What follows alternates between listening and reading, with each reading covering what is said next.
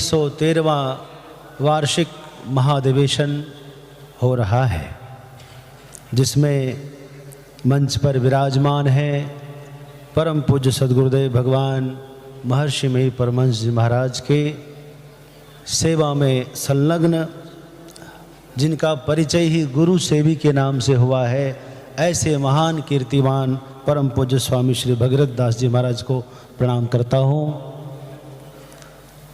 उनके ही साथ में बैठे हैं जिन्होंने पूज्य महाराज श्री के गुरुदेव भगवान की बहुत सेवा की है और सत्संग की भी बहुत सेवा किया है, जिनकी कीर्ति चरण से भी प्रमोद बाबा के नाम से विख्यात हैं।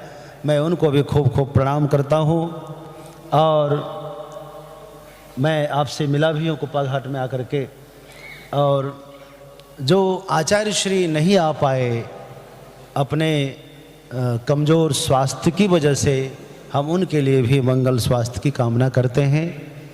और परम पूज्य स्वामी श्री निर्मलानंद जी महाराज आपको भी प्रणाम करते हैं। आप जिनका यशस्वी ओजस्वी मंच संचालन श्रवण कर रहे हैं, ऐसे श्री सत्य प्रकाश जी महाराज आपको भी खूब खूब वंदन करते हैं। मंच पर उपस्थित सभी पूजनीय संतजन सबको एक साथ नमन करते हैं। हमारे अभी सहयोगी श्री रवि शंकरानंद जी महाराज आप श्रवण कर रहे थे, उनके लिए भी मंगल कामना करते हैं। पूर्णतः विराजमान अनेक संतजन और आप सब दर्शक दीर्घा में विराजमान भक्तजन, अखिल भारतीय संतमत सत्संग महासभा के उपाध्यक्ष महोदय श्री कृष्ण कुमार यादव जी और उपाध्यक्ष श्री मुकेश जायसवाल जी, महामंत्री श्री दिव्य प्रकाश जी, मंत्री के पद पर श्री राजेंद्र मेहता जी, श्री मनु भास्कर जी एवं सभी सदस्यगण, आप सब के लिए एक बार हम गुरु महाराज से प्रार्थना करते हैं, सब यशस्वी हो, सब कीर्तिमान हो, सब अपने अपने लक्ष्य को प्राप्त करें। यह बड़ा हमारे लिए सौभाग्य का विषय है। मैं पूज्य महर्षि संतसेवी परमहंस महाराज से बहुत प्रभावित था।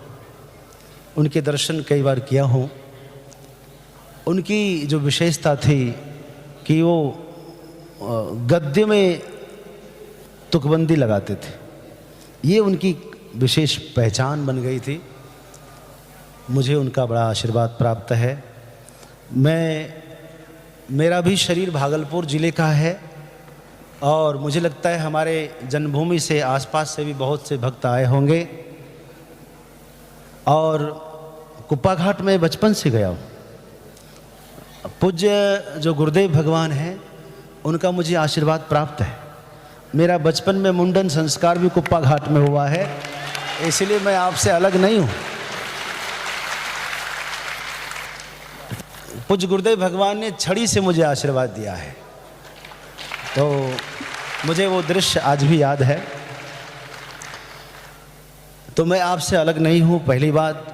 दूसरी बात, मैं काशी में अध्ययन करने के लिए आया, हरिद्वार में, फिर महाराष्ट्र में अध्ययन के क्रम में गया।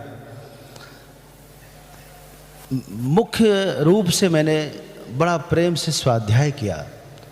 काशी आकर के 14 वर्ष तक अध्ययन करने के पश्चात, जैसा अभी आपने सुना, प्रोफेसर भी बन गया, लेकिन इसी वेशभूषा में था। फिर वापस उसको छोड़कर काशी में फिर सेवा लिया। अपना अपना प्रारब्ध है, कहीं भी प्रारब्ध आपका फलीभूत हो सकता है, कहीं भी आपका प्रारब्ध लेकर जा सकता है। आप सब जानते हैं दाना पानी में नाम लिखा हुआ रहता है ऑलरेडी पहले से ही। तो लेकिन मेरा प्रेम, मेरी श्रद्धा, मेरी आस्था अभी भी संतमत में है और हमेशा रहेगी। आपको एक बात मैं कहना चाहूँगा, पूज्य गुरुदेव भगवान का वो महर्षि वाणी आप लोग जानते होंगे, भिन्न भिन्न इष्टों के मानने वाले के भिन्न भिन्न इष्टदेव कहे जाते हैं। सबके नाम रूप भी भिन्न भिन्न होने पर भी सबकी आत्मा तो अभिन्न ही है। भक्त जब तक अपने इष्ट के आत्मस्वरूप को न प्राप्त कर ले, तब तक भक्ति पूरी नहीं होती है। तो बहुत अच्छा है। संतमत भी जो सन्यासी परंपरा है, विरक्तों की ही परंपरा है।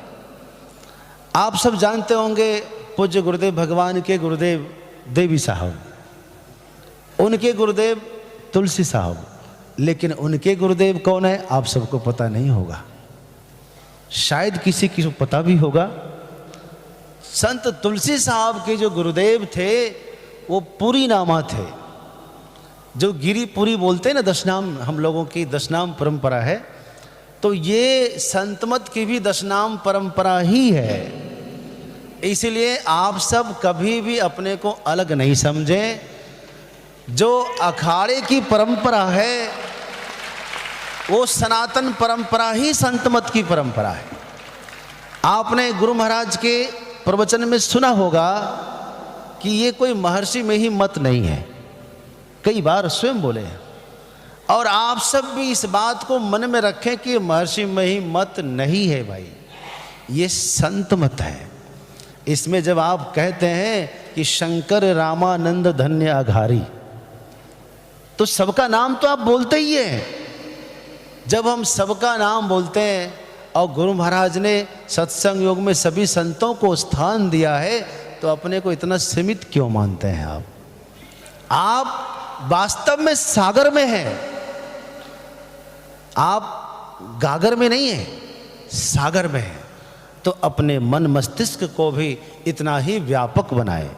पूज्य रविंद्र महाराज जी यहाँ पर बैठे हैं, हम लोग वहाँ झाड़ी में, पुरानी झाड़ी में, हरिद्वार में बहुत काल तक साथ में रहे, वहीं से हमने अध्ययन शुरू किया, वहीं से शुरुआत किया। तो मेरा ये कहना है, अभी आपने सुन ही लिया कि अगले कुंभ में संत मत का अपना शिविर होगा, उस पे कुप्पा घाट द्वार लिखा हुआ होगा। ये जो महासभा के पदाधिकारी गण हैं, मैंने इनको शुरू दिन में ही कह दिया था कि आज तो आप यहाँ कर ले रहे हैं, लेकिन अगली बार ऐसे नहीं चलेगा, आपका खुद का शिविर होना चाहिए। अभी से आप कमर कस लें, तैयारी रखें कि हर कुंभ में संत मत का झंडा रहेगा, हर कुंभ में संत मत का पताका फहराएगा। संत मत के सत्संगी को भी गर्व होना चाहिए, मेला में सबका नाम प्रचार होता है।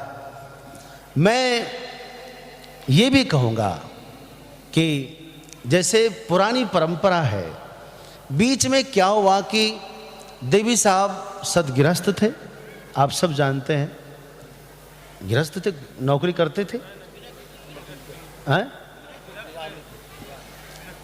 विवाह नहीं किए थे लेकिन नौकरी करते थे। तो अपना जीवन जो है उन्होंने थोड़ा अलग बिताया। अब इस परंपरा में गुरुदेव भगवान से विरक्त संत जुड़े। विरक्त मतलब गैरिक वेशभूषा में, जो संतों की वेशभूषा है वो यही है। सफ़ेद वस्त्र जो है वो तो गिरस्थ संतों की परंपरा का वेश है, लेकिन विरक्त संत की परंपरा की वेशभूषा तो ये गिरवा वस्त्र है, भगवा वस्त्र है। तो वापस कभी उत्थान का, कभी जो है ह्रास का, कभी विकास का समय आता है। ये बड़ा अभ्युदय काल है। आप सब एक बार फिर से विचार विमर्श करके संत मत को भी अखाड़ा परिषद से जोड़ दें। एक नई ऊंचाई मिलेगी, एक नया गौरव महसूस होगा आप सबको मन में, एक नया एक स्थान मिलेगा।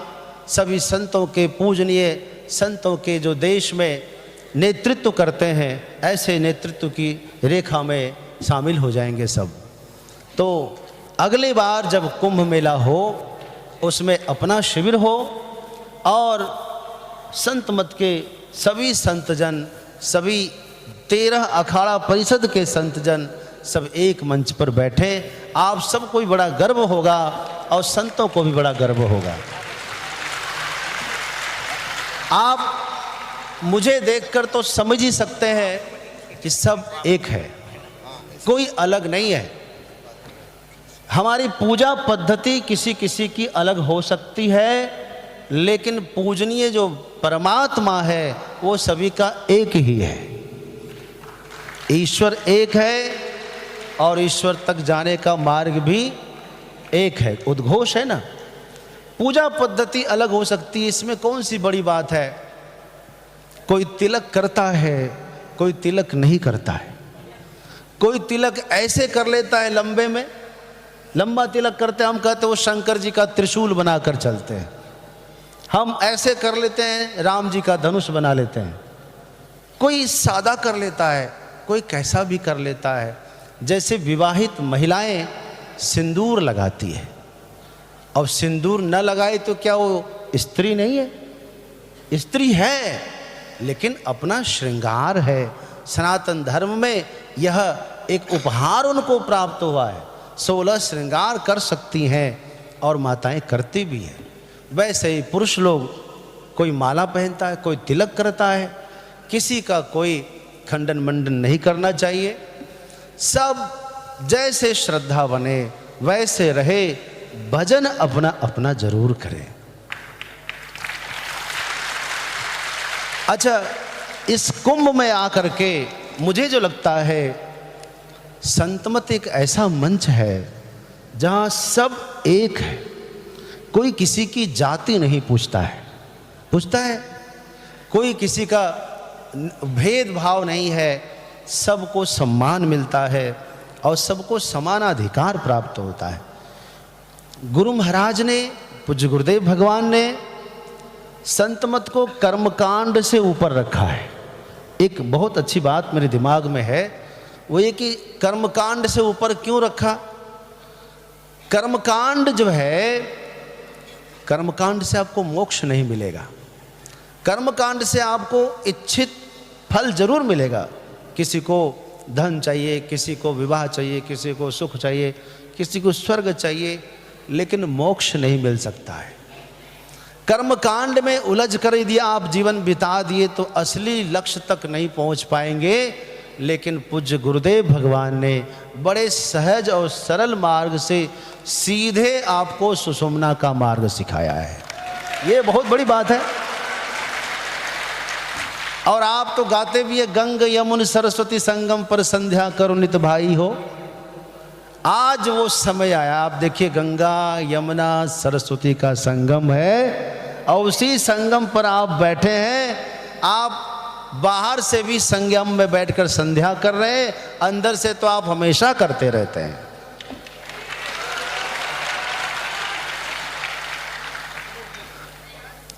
राम कथा जहाँ सुरसरी धारा, सरसई ब्रह्म विचार प्रचारा, विधि निषेध मय कलिमल हरणी, कर्म कथा रविनंदिनी भरणी। यहाँ सत्संग में बैठकर भगवान की लीला की कथा भी आप सुन रहे हैं। क्या करना चाहिए, क्या नहीं करना चाहिए, ये विधि और निषेध, यही तो यमुना जी है। कलयुग के कलिमल हरणी, कलयुग के कलमश को नाश करने में समर्थ यमुना की धारा है। और ब्रह्म विचार, मोक्ष कैसे मिलेगा, परमात्मा का स्वरूप क्या है, कैसे वहाँ तक सीधे सीधे पहुँचा जाए, यह मार्ग और इस पर जो विचार संतों के आप श्रवण कर रहे हैं, यही सरस्वती की धारा है। और त्रिवेणी संगमो यत्र तीर्थ राजस उच्चते, तत्र स्नानम प्रकुर्वीत सर्व पापै प्रमुच्यते। इस त्रिवेणी संगम में आप स्नान कर रहे हैं, हर रोज डुबकी लगा रहे हैं। बाहर से भी आप स्नान कर रहे हैं, अंदर से भी स्नान कर रहे हैं।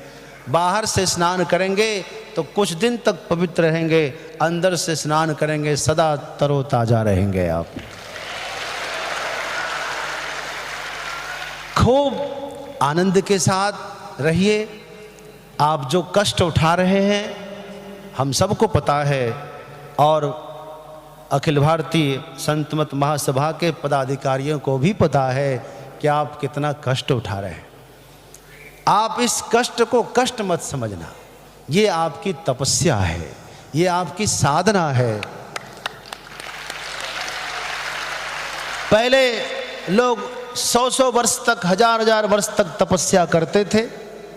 आज आपके पास उतना समय नहीं है और शरीर की क्षमता भी नहीं है, लेकिन आप सत्संग में आकर के जो तक कष्ट उठा रहे हैं। कुछ पूज्य गुरुदेव भगवान जब सत्संग करते थे तो सत्संगी लोग अपने अपने घर से सत्तू लेकर आते थे, चूड़ा लेकर आते थे और अपने सूखा सामान खाकर आते और 3 दिन तक वही खाकर रहते। किसी किसी को खिचड़ी प्रसादी मिल जाती थी, नहीं भी मिलती थी। सच्ची बात है कि नहीं है? लेकिन मुझे विश्वास है पूज्य स्वामी कैलाशानंद गिरी जी महाराज बड़े उदार हैं। हमारी एक प्रार्थना पर उन्होंने कहा कि हम भोजन भी कराएंगे। हम लोग भोजन के लिए तो उनसे नहीं कहने आए थे, उनसे केवल स्थान के लिए कहने आए थे और उन्होंने कहा कि हम भोजन भी कराएंगे। आप सबको भोजन भी मिल रहा है कि नहीं? तो बड़े उदार संत हैं। ऐसे संत युगों युगों तक रहे, हम ऐसी कामना करते हैं। और पूज्य गुरु महाराज गुरुदेव भगवान जिनके सानिध्य में आप सब हम सब जो है दिव्य ज्ञान को प्राप्त किए हैं, उस अमर ज्ञान के लिए हम उनका आभार प्रकट करते हैं। वह अमर ज्ञान हम सबके हृदय में अमर रहे। मैं एक बार फिर से सभी पदाधिकारियों के लिए खूब खूब आशीर्वाद की कामना करता हूँ। आप सब सुखी रहें। पूज्य संतों के चरणों में वंदन करता हूँ और आप सब के लिए आशीर्वाद की कामना करता हूँ। भगवान आप सब के मनोरथ सिद्ध करेंगे। गुरुदेव भगवान आप सबकी मनोकामना पूर्ण करेंगे। जहाँ जहाँ से भी आप आए हैं सकुशल अपने अपने घर को जाना और प्रयाग से यहाँ के जो है रज को लेकर जाना आपके कल्याण करेंगे। आप सबको बहुत बहुत शुभकामना। खूब खूब ओम नमः। सबको प्रणाम। जय गुरु। श्री सद्गुरु महाराज की जय।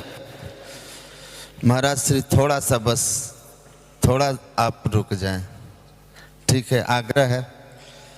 पुश्री का आशीर्वचन होगा। थोड़ा सा महामंत्री जी 2 शब्द आपके लिए कहेंगे, फिर आप चले जाएंगे।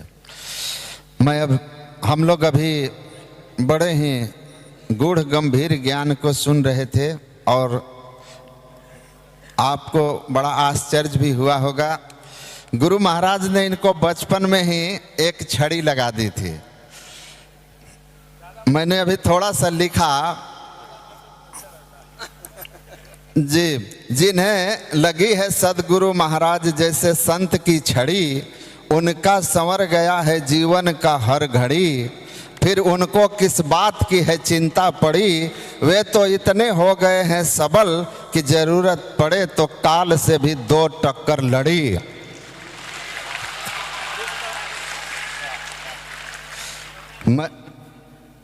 मैं बहुत बहुत आपका आभार करता हूं। और आप सभी लोग जानते हैं पूज्यपाद स्वामी श्री गुरु सेवी भगीरथ जी महाराज के, गुरु महाराज के जो इनकी सेवा है उनकी महिमा आप सुन चुके हैं, आप जानते हैं। पुश्री से मैंने आग्रह किया था कि आप थोड़ा विलम्ब भी हो जाए तो आप आज अंतिम दिन है, उसे ध्यान नहीं देंगे और अपना आशीर्वचन जरूर देंगे। तो मैं उनके श्री चरणों में नमन करते हुए उनके आशीर्वचन और प्रवचन की प्रार्थना करता हूँ।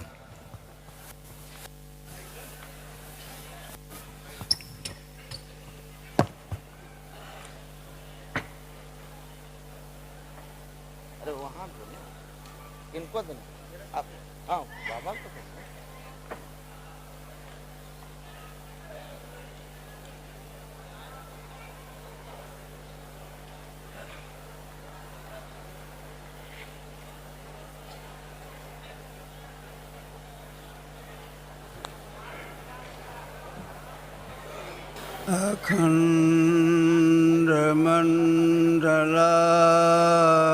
अखण्डमण्डलाकारं व्याप्तं येन चराचरं तत्पदं दर्शितं तस्मै श्री गुरुवे नमः।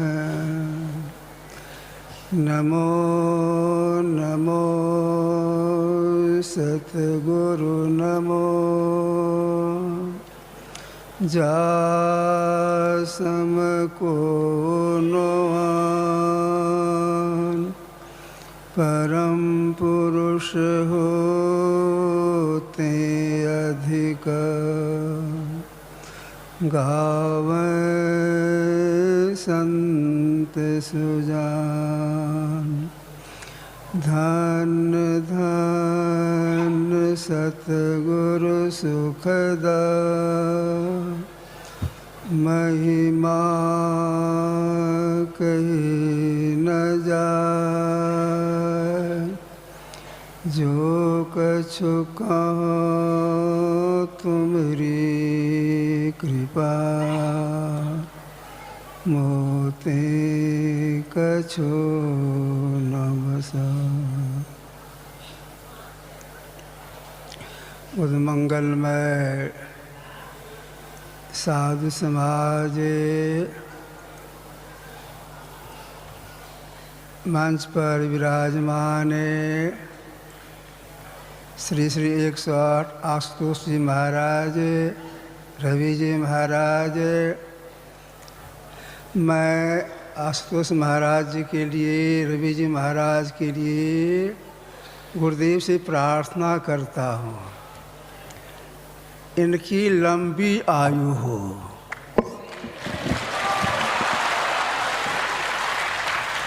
जिस तरह सभी परमार्थ में लगे हुए हैं, इसी तरह से इनके द्वारा परमार्थ का काम होता रहे। उम्र में अधिक होने के कारण मैं भी इनको बहुत बहुत धन्यवाद देता हूँ।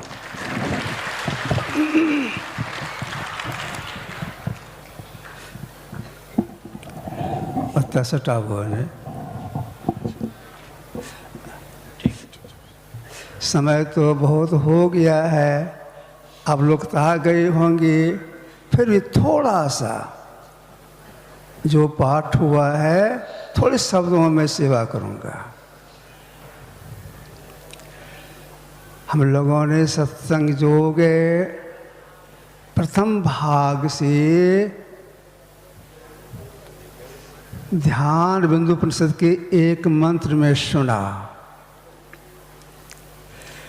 यदि शैल समम पापम विष्णु योजनम भिद्यते ध्यान योगेन नान्यो भेद कदाचन। यदि 100 योजन तक फैला हुआ पहाड़ के समान पाप हो तो वह ध्यान योग से नष्ट हो जाता है। इसके समान पापों को नष्ट करने वाला कभी कुछ नहीं हुआ है। यह ध्यान की महिमा। कौन सा ध्यान करने से सब पाप समाप्त हो जाते हैं? तो ज्ञान संकलित तंत्र में आया है, ईड़ा भगवती गंगा पिंगला जमुना नदी ईड़ा पिंगलयोर मध्य सुषमना च सरस्वती त्रिवेणी संगमो जत्र तत्रासुच्यते तत्स्म प्रकुर्वित सर्व पापे प्रमुच्यते। यहाँ जो लोग जाते गंगा त्रिवेणी में स्नान करने के लिए, गंगा जमुना तो देखने में आ रही है धारा, गंगा जमुना धारा, सरस्वती की धारा देखने में नहीं आती है। लोगों का कहना है ये अंतर सलीला है। ये तो बाहर की बात हुई। सबके भीतर में गंगा जमुना सरस्वती बह रही है। बाईं आँख की बाईं धार, दाईं आँख की दाईं धार, इसके ठीक बीच में सुषमना है, उसको सरस्वती कहती हैं। इस सरस्वती में जो प्रवेश कर जाती हैं, थोड़ा ठहर जाती हैं, तो कहा सर्व पापे प्रमुच्यते।